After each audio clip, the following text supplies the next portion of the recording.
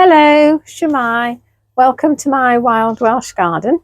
So I'm sitting in my newly decorated summer house and the long-awaited dry day has arrived. And so I'm going to do an April garden tour. But just before I do that, by way of explanation for anybody who's new to the channel, my name's Isabel and I live at the top of the Swansea Valley. And what I'm trying to do here is to make my garden as wildlife friendly as possible. I'm trying to wild it. So still have a place that's beautiful and that people want to spend time in, and that, more importantly, that I want to spend time in. And for me, to become a wild gardener means to have to overcome a lifetime of conditioning, because I've always been a conventional gardener. I've never had a garden as big as this, but we've always had an allotment. We had an allotment in Wigan for 30 years. So I've had to make changes in the way that I look at things, in the way that I see things, as well as what I actually do in the garden. So I'm on a journey, I'm learning, and if you'd like to join me on my journey, I'd be very glad to have your company. So please like and subscribe to the channel, and I'll see you in the future video. And without any further ado, we'll get on with the tour. So this is the view outside the summer house of the lawn, although it isn't really a lawn, it's more of a meadow. So we start with the little sparrow having a bath.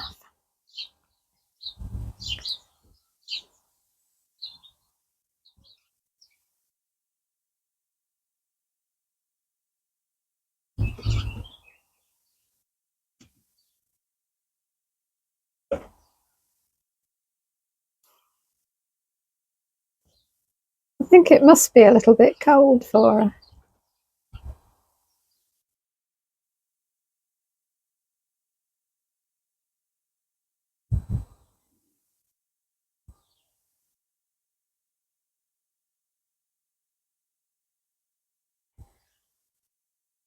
When I first came, I really did try and make it a proper lawn. I tried to get rid of all the weeds, but it just didn't work. And now I've gone completely the opposite. And if I find weeds growing in the flower beds, I often replant them in the lawn.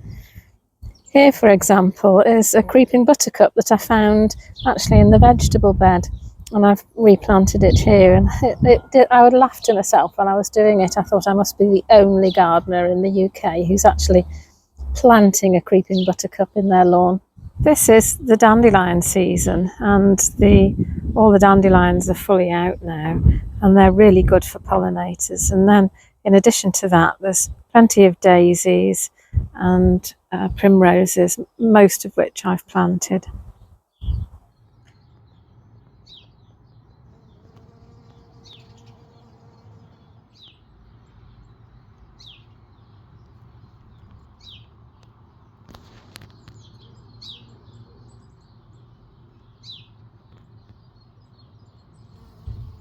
And then this flower bed to the left of the lawn is quite a conventional bed, really. It's got phloxes in and lots of hardy geraniums and a rose and various other bits and pieces.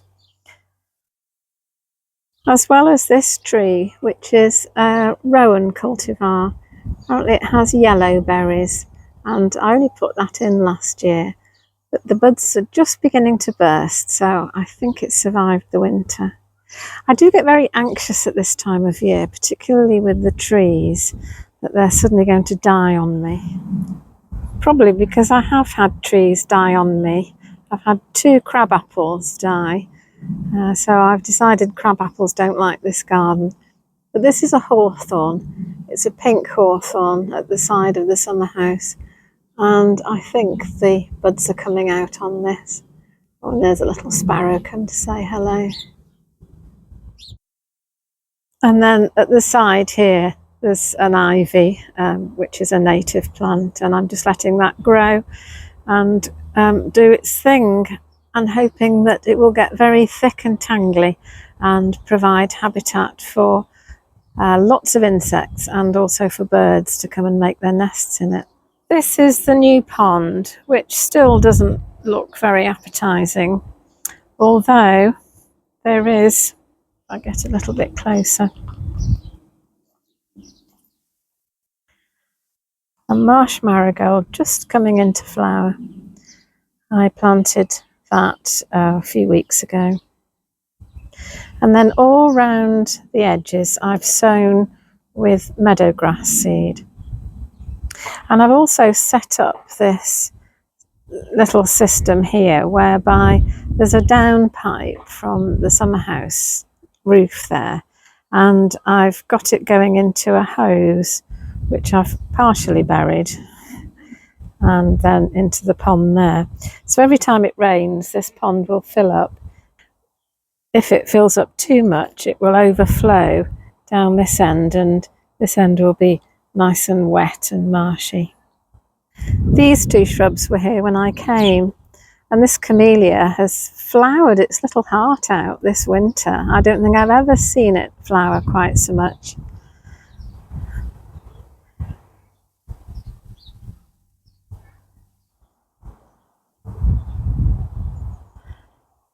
So we're going to go across the stepping logs, call them stepping stones, but they're actually logs. On this side of the stepping logs there are two native trees. There's a guelder rose here, and this is a hawthorn, and both of them have got flowers on. That's the guelder rose flower just coming out, and there on the very tip of the branch is a hawthorn flower, very tightly in bud still. And on this side there's a blackthorn and a dog rose. The dog rose flowers every year, but the blackthorn hasn't flowered yet, and more ivy growing along the wall. Through to the vegetable patches. Now these are all perennial brassicas. There's a Dorbenton kale there, which is just turned into a tree, which is a fabulous thing. And then this is a perennial cabbage, and then behind that is the 9-star perennial broccoli. And these have worked quite well, but I don't think they work as perennial veg, to be honest, because they've got very sort of long and floppy and taking up a lot of space. I think I will grow them again, but I think I'll grow them as annuals because I've still got seeds left from last year. This Dorbenton kale doesn't flower, so you have to propagate that from cuttings. So I will keep that as a tree and try and propagate from it. Down here is a row of autumn raspberries, and then this is a plum tree which has never produced any plums. It's been in for 4 years or so. But I was noticing that there are a few flowers coming. There's a couple there.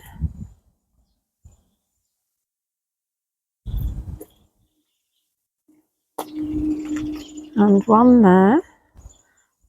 So I might get a plum or two. I've got self-seeded foxgloves coming up at the back. And then this dwarf comfrey, which the bees love as well. It's still quite cool, and there's not very many insects around, I do have to say. And here you can see one of the things that I started to do. Previously I would have burnt all these twigs and sticks and things, and now I just put them at the back of the border. And there's some more there. It does look a bit unsightly at the moment, but as soon as these plants grow up you won't see them, and it does provide really valuable habitat for invertebrates, which in turn provide food for the larger birds and animals. This is my potting shed, which I renovated when I came. It was in a very sorry state as a rose growing up. Not exactly taking over, I must say. And then this bed here, again, it's a very sort of conventional bed. But what I'm doing is, if I identify a space, I'm going to put a native plant in it. This is the perennial candy tuft, which was here when I came. All I've done is sort of propagate it and put it further around the garden. And then this is the old pond. This has been here 5 years now. And this is where the frogs were in February and March. And, you know, since the tadpoles hatched, I haven't seen any of them. So I don't know where they are. I hope they're still in the pond and they haven't all been eaten by a passing duck or something. You can see the new leaves of the water lily, which have just appeared on the surface. And all the plants are growing. There's a marsh marigold down here with plenty of buds on, but they're not open yet. And then plenty of shoots of the purple loosestrife coming out there and over there, and even actually on the land. And there's some quite big leaves coming out over there. And, you know, I've no idea what it is. I keep doing this. I keep finding plants and have no memory of planting them at all. And this is a flowering cherry, which was here when I came. It was in a very sorry state with lots of dead branches and branches that just didn't flower. So I trimmed it right down, sort of pollarded it, and it's grown up again and seems to be flowering quite well. Although it obviously isn't well, because there's a great sort of fissure appeared in the trunk over there. But I'm not going to try and keep it going any longer. I'm just going to leave it, and if it dies, it dies, and it will just become standing deadwood. And this is the hibernaculum that I made a couple of months ago. It's supposed to be a place where reptiles and amphibians and other creatures can hibernate, can spend the winter. That's if the sparrows allow it to stay here and don't completely demolish it by dust bathing in it. Then I've got my native hedge along the back, which is greening up nicely.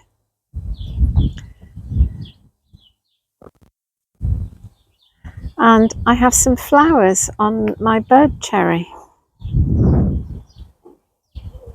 And this flower, I think, just demonstrates what I'm trying to do here. This side of the hedge I didn't cut during the winter, so I have lovely flowers. If I'd cut it in the winter, I would have cut all these flowers off, which is what I did over this side. So this side won't have so many flowers this year, but then I won't cut it next winter. So next spring, this will be the side that has the flowers. And this is the side that I will cut, because obviously if I don't cut it at all these bushes will just grow into trees and I won't have a hedge. I'll just have a row of trees. And then just under the hedge here, I've got 2 tubs of garlic and 2 tubs of potatoes, and the potatoes are showing above the ground. And then over here there's a row of summer raspberries, and behind that are some autumn raspberries that I haven't pruned the way you're supposed to prune autumn raspberries. You're supposed to cut autumn raspberries right down to the ground during the winter, and then they flower on this year's growth, whereas summer raspberries flower on last year's growth. So with the autumn raspberries, I've just tidied them up really, and then I'm leaving those for the wildlife. But the summer raspberries I do want to harvest, and they actually are not looking very good at all. And I don't know why, because they're just a bog standard raspberry called Glenample that I've grown for 30 years. So anyway, I'll give them one more chance this year, and then if they don't step up, then they're coming out. And then in front of the summer raspberries is the rhubarb, which is looking quite huge and jungly already. This is where there was an access path, so I could get down and cut the hedge. But since I've decided I'm only going to want to do that every other year, I've decided I don't need the access path, and so I've taken it up and I've planted some more little native hedge plants. There's also a huge buddleia down there, which I had let grow into a tree. I don't think I'd cut it down last year. And it was enormous, and it really brought the butterflies in at the end of the summer. But I decided, because the little hedging plants were so small, I would cut it down, that they wouldn't appreciate being shaded out. And of course, that's what I would have done conventionally anyway. That's what you do with a buddleia. You cut it right down each year and it grows up again. So yeah, that's what I've done here. So I'm standing here now at the top of the garden, just looking down over the pond, over the veg patches, down to the cottage. So we'll just nip into the greenhouse. Right. My salad here is growing, and I think I'm just about ready to harvest my first radishes. There's one. There's another one. Yeah, so I shall have some radishes for tea. And this is what I rather grandly call the orchard, which basically means there are 3 fruit trees and a few fruit bushes, none of which, I do have to say, are exactly doing very well, but I don't know what else to do really, other than just leave them and see what happens. There's 2 apples and a pear. That's the pear on the right, and then 2 apples. I got another Dorbenton kale here, but that went in at exactly the same time as that one over there. It's never really grown much bigger than that. I haven't harvested anything of it, but I'm just going to leave it there. And this rather amazing thing is an angelica, and I have 2 actually, and I think I planted them a couple of years ago, and last year the slugs at the growing point, and they just didn't do anything, obviously, because they couldn't grow. And I wondered whether they would do anything this year, but it looks like, well, it's shooting and survived the slugs, and I'm going to get a flower, so that's very exciting, because angelicas are fabulous plants. And then I have one little flowering honesty that did self-seed, and these are the tree cabbage that I put in at the same time as those over there, and they've done absolutely nothing. So yeah, I don't quite know what's going on with this bed really, but then there are plenty of other things that think it's great here, like there's foxgloves and granny's bonnets, lots of granny's bonnets.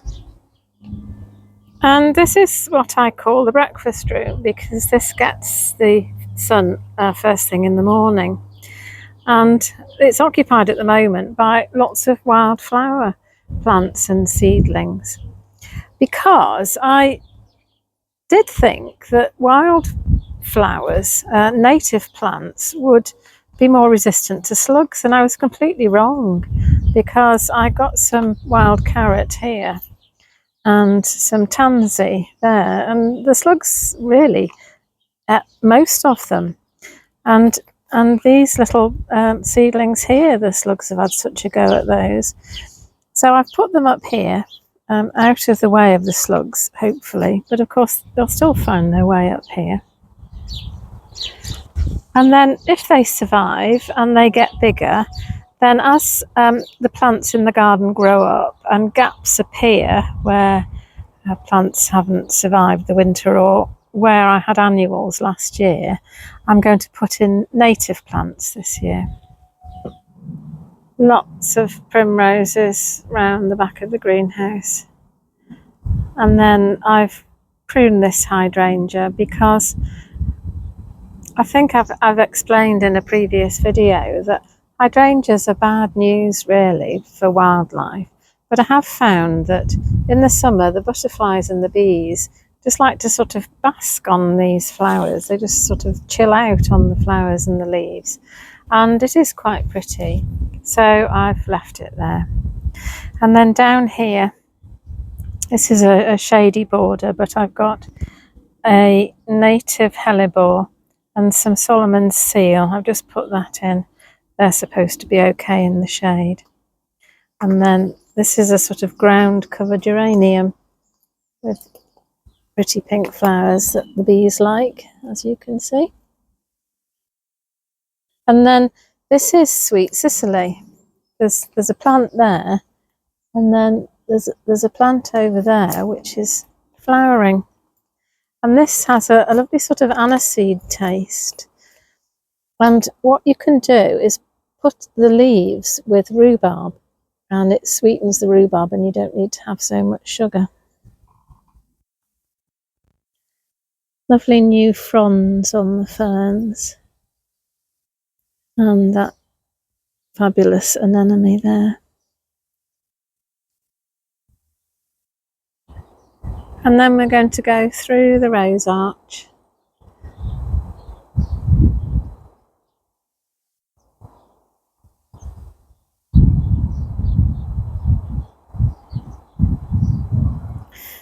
The Pyrrhus looking lovely.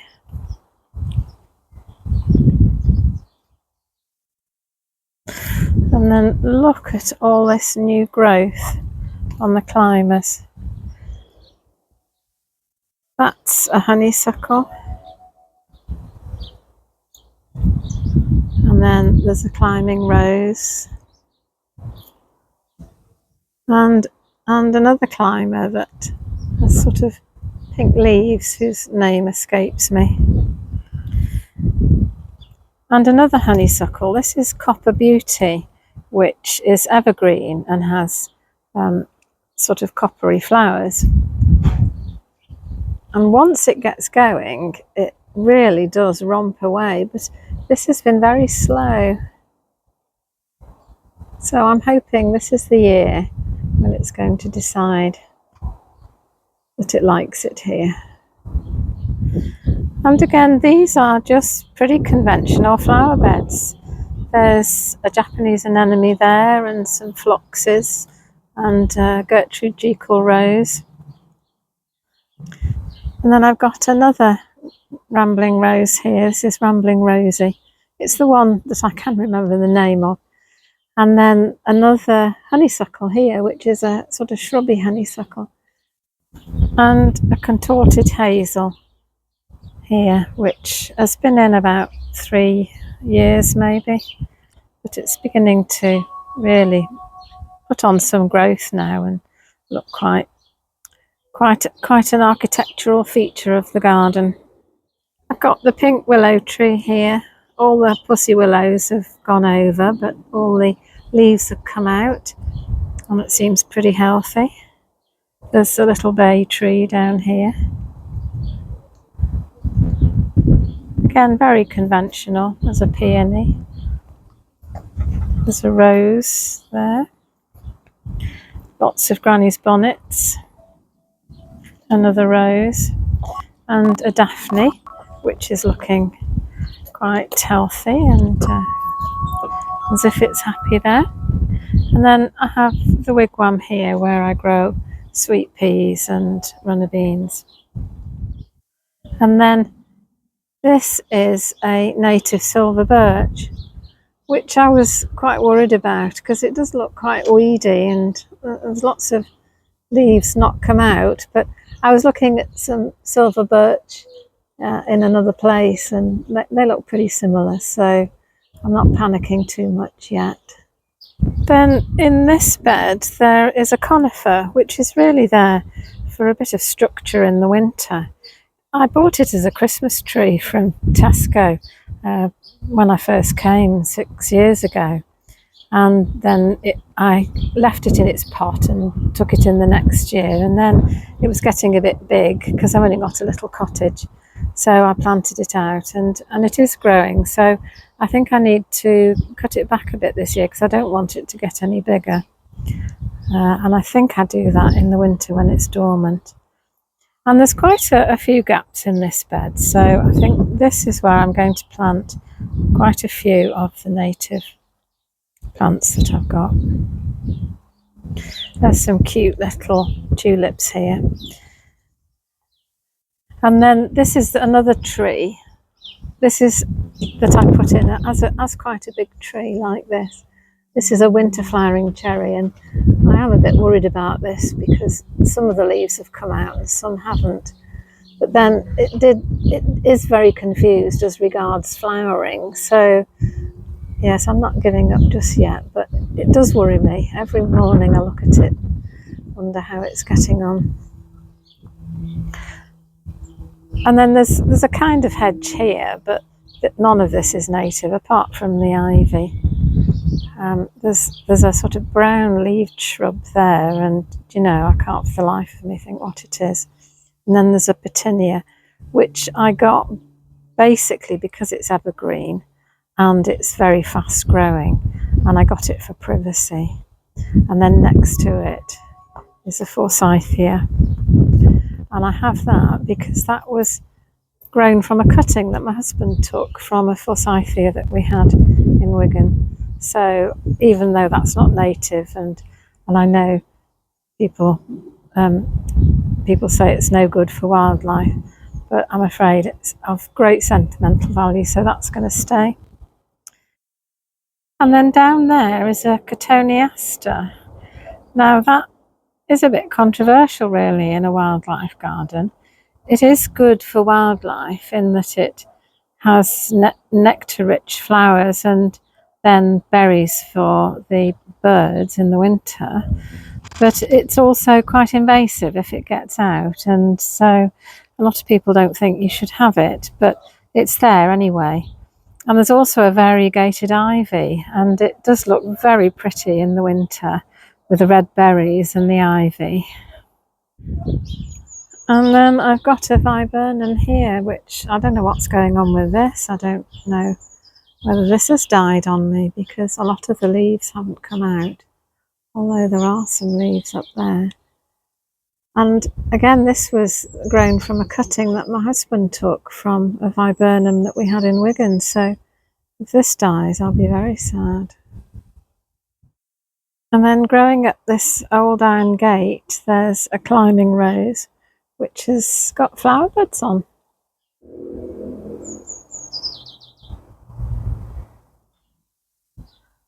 Now here I am down by the back door. This is where I feed the birds on the arch made out of some hazel poles.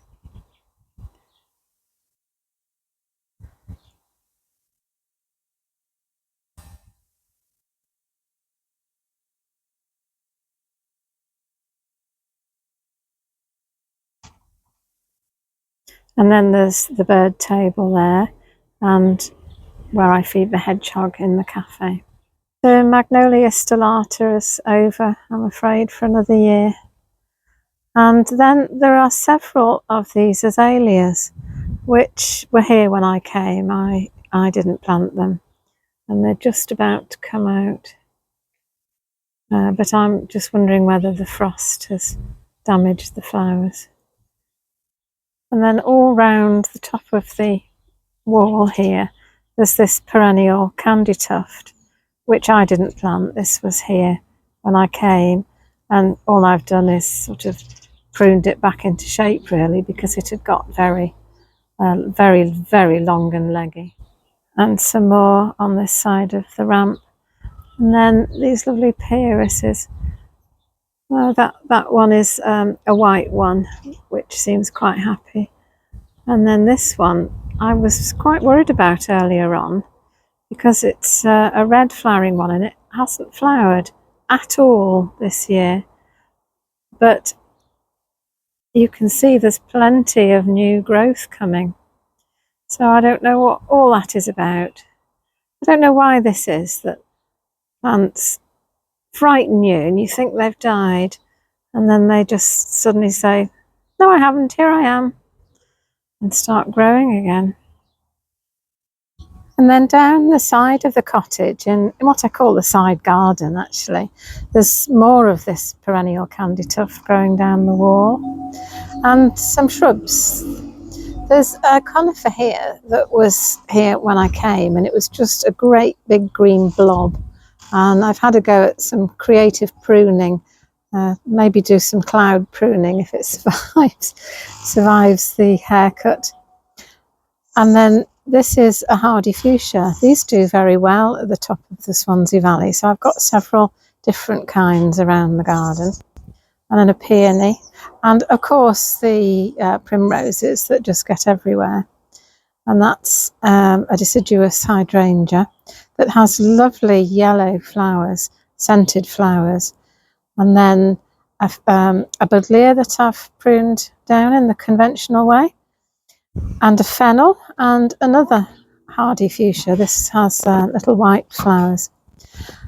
And most of the side garden is taken up by the polytunnel, which I'm not going to go into today because it will just make the video too long. But all around the polytunnel, there used to be an access path, rather like at the head, by the hedge at the top of the garden, which I've taken up and I've sown with meadow grass seed. And I think you can see there that the meadow grass is germinating.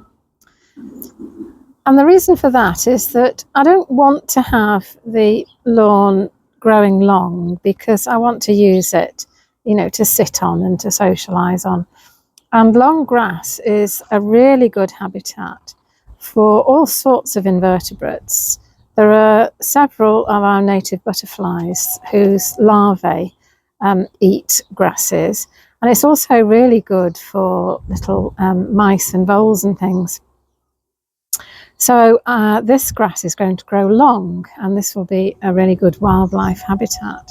Turning round and looking back up the garden, up the side of between the polytunnel and the cottage. So if we go back up here, and then turn up the slope to the old woodshed. This is over 100 years old, this shed, and as you can see, it's seen better days. And here we are back at the new pond, and then up the steps to the summer house, and we've been right round the garden. Well, the wind got up and it's actually gone quite cold, so I had to go in and get another jersey and an extra cardigan. But that's the end of my April tour of my Wild Welsh Garden. Lots of new growth, lots of things happening. There's a few things I'm worried about, a bit concerned about, but I'm afraid that's the nature of gardening. Yes, I'm so a bit croaky today, so I apologise for that. Oh, and yes, apparently there is the mystery of the missing comments. I've had a communication thingy from YouTube to say that some people have been reporting that their comments aren't appearing, wherever they're supposed to appear.